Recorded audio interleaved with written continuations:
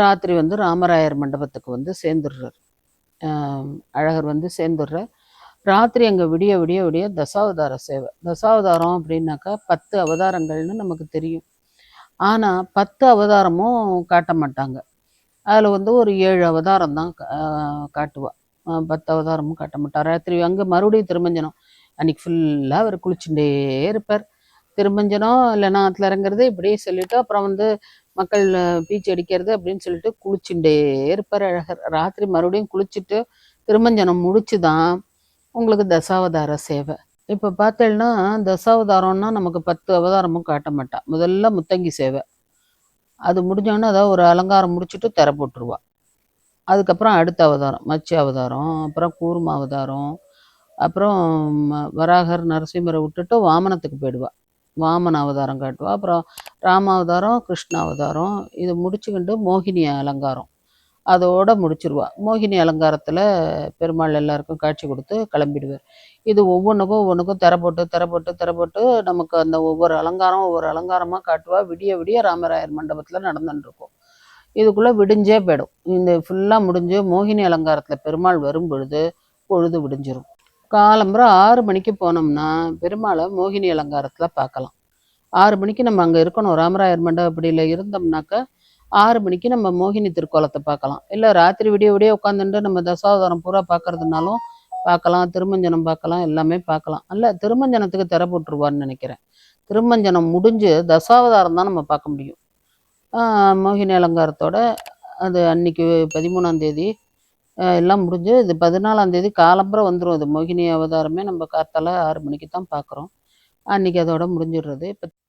இப்போ 14ஆம் தேதி 14ஆம் தேதி காலம்புற 6 மணிக்கு மோகினி அலங்காரம். மோகினி அலங்காரத்தில் எங்கே பார்த்தாலும் போயிட்டு வருவார். போயிட்டு எல்லாரும் நன்னா சேவிச்சுக்கலாம். இந்த மோகினி அலங்காரம் சேவிக்கிறது அப்படிங்கிறதே அது வந்து ரொம்ப வந்து ஒசத்தியாக சொல்லுவாள்.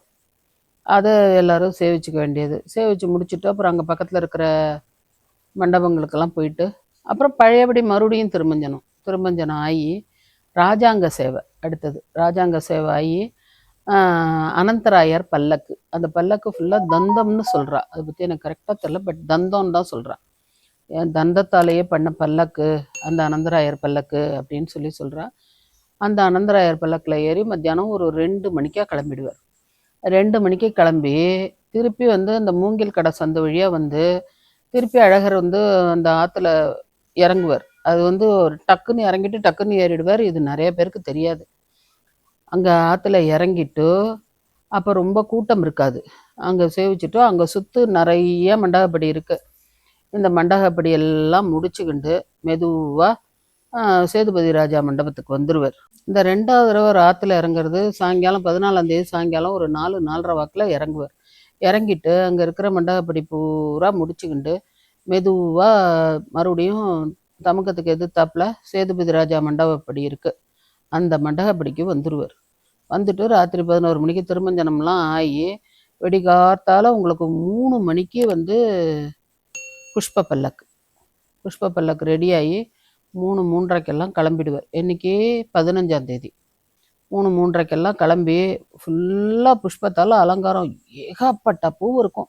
அந்த புஷ்ப பல்லக்கு பார்க்கறதுக்கு கண்கொள்ளா காட்சியாக இருக்கும். ஆனால் அப்புறம் கொஞ்ச நாள் தான் அதை பார்க்க முடியும். அந்த புஷ்ப பல்லக்கில் ரெடியாகி அழகர் ஏறி உட்காந்துட்டாருனாக்க அந்த மக்கள் பூரா வரும்போது அவரை எவ்வளோ வரவேற்று எல்லாம் பண்ணுவார். வரும்போதே அவர் வந்து வெறும்னு தான் வருவார். அப்புறம் தான் ஒவ்வொரு அலங்காரங்களாக ஆகி வருவார். போகும்போது அதே மாதிரி எல்லா பூவையும் பிச்சிருவா மக்கள். பூவெல்லாம் பிச்சுண்டு அழகர் வந்து அப்படியே போயிட்டு வரேன்னு சொல்லிட்டு மக்கள்கிட்டேருந்து பிரியா விடை. நீங்கள் நன்னா கவனித்து பார்த்தலன்னா நிறைய பேர் அழுவா. நம்ம அழகர் மேலே இங்கே தான் இருக்குது, அழகர் எப்போ வேணாலும் போய் சேவிச்சுக்கலாம். ஆனால் அந்த பிரிஞ்சு அழகர் வந்து இவ்வளவு நாள் உங்களோட இருந்துட்டு அவர் பிரிஞ்சு போகிறார் இல்லையா, அப்படி அழுவா மக்கள்லாம்.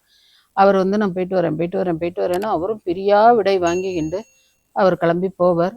அப்படியே மறுபடியும் எந்த மண்டபப்படி எல்லாம் உட்காந்து வந்தாரோ அதே மாதிரி மண்டபப்படியாக உட்காந்து கிளம்பி போவார். இப்போ அதை வந்து நம்ம வையாளி சேவைன்னு சொல்லுவோம். எல்லாரும் என்ன சொல்லுவா, அழகர் போயிட்டு வரேன்னு சொல்கிறார் அப்படின்பா. அது வையாளி சேவை. அப்படி இது பண்ணி கிளம்பிடுவார். கிளம்பி பழையபடி ஒவ்வொரு மண்டபப்படியாக போவார். இந்த ரிசர்வ் லைன், அதுக்கப்புறம் இதில் புதூர் மாரியம்மன் கோவில், அப்படி எந்த மண்டபப்படியா வந்தாரோ அப்படியே ஒவ்வொரு மண்டபப்படியா வந்து காலம்புற கிளம்பிடுறார். அவர் வந்து 3 மாவடி வந்து சேர்றதுக்கே ராத்திரி 7 மணி ஆயிடுறது. ஏன்னா வழியில என்ன ஆகும்னு கேட்டால்னா, உங்களுக்கு ஒவ்வொரு மண்டபப்படியா உட்காந்து பூஜை ஆகி வரணும். அதனால உங்களுக்கு 7 மணி ஆயிடும். எதுக்கு 3 மாவடியே 7 மணி ஆயிடுறது. அதுக்கப்புறம் அங்கேருந்து கிளம்பி வந்தாருனாக்கா மறவர் மண்டபம். அதில் வந்து ராத்திரி 10 மணிக்கு வந்துடுவார். 10 மணிக்கு வந்து மறுபடியும் திருமஞ்சனம்லாம் முடிச்சு கிட்டத்தட்ட 1 மணி ஆகிடும் அங்கேருந்து கிளம்ப. அதுக்கப்புறம் இப்படியே இந்த கடச்சினேந்தல் இப்படியே வந்து அப்பன் திருப்பதி வரும்போது காலங்காத்தால பொழுது விடிஞ்சிடுறது 3லேருந்து 4, அதாவது 16ஆம் தேதி 3 to 4க்குள்ளே அப்பன் திருப்பதி போய்டுறாரு. அப்பன் திருப்பதி அதுக்கப்புறம் வந்து கள்ளந்திரி காலம்புரை 7 மணி ஆயிடுறது கள்ளந்திரி. அதுக்கப்புறம் 10 மணிக்குலேருந்து 10:30க்குள்ளே கோவிலுக்கு போய் சேர்ந்துடுறது. அழகர் மலைக்கு 16ஆம் தேதி போய் கோவிலுக்கு சேர்ந்தாச்சுன்னா அடுத்த நாள் உற்சவ சாந்தி பண்ணுறேன். 17ஆம் தேதி உற்சவ சாந்தி அங்கே மாலிருஞ்சோலையில் நடக்கிறது. அழகர் கோயிலில் நடத்தி அழகரை என்ன பண்ணுவான்னாக்கா உற்சவ சாந்தியெல்லாம் பண்ணி ஒரு ஓரமாக வச்சுருவா. அது உள்ளே விடமாட்டா. ஆடி அமாவாசைக்கு மட்டையடி உற்சவம் நடத்துவான்னு நினைக்கிறேன். உற்சவம் நடத்தி நூப்புரகங்கால திருமஞ்சனம் ஆகி அதுக்கப்புறமா தான் அந்த அழகர் உள்ளே போவார். அது வரைக்கும் அவர் ரெஸ்ட் எடுத்துப்பார். இப்படி வந்து அழகருடைய உற்சவம் நடக்கிறது. இதில் பார்த்தீங்கன்னா அங்கே இங்கேருந்து அழகர் போனதுக்கப்புறம் அவருக்கு திருமஞ்சனம் ஆகி பட்டாச்சாரியர் என்ன பண்ணுவார்னா அந்த அழகருக்கு அப்படியே உடம்பெல்லாம் பிடிச்சி விடுவார். ஏன்னா இங்கே வந்து அவருக்கு ரெஸ்ட்டே கிடையாது. எல்லாரும் போட்டு அவரை பிடிச்சி கிடிச்சு பிசுக்கி எல்லாம் பண்ணினதுனால அவருக்கு உடம்பு கை காலெல்லாம் வலி எடுத்துருமா. தூக்கம் வேற இல்லை, குளிச்சுட்டே வேற இருக்கார். அதனால நன்னா கை காலெல்லாம் பிடிச்சி விட்டு அவருக்கு கஷாயம் எல்லாம் நிவேதனம் பண்ணி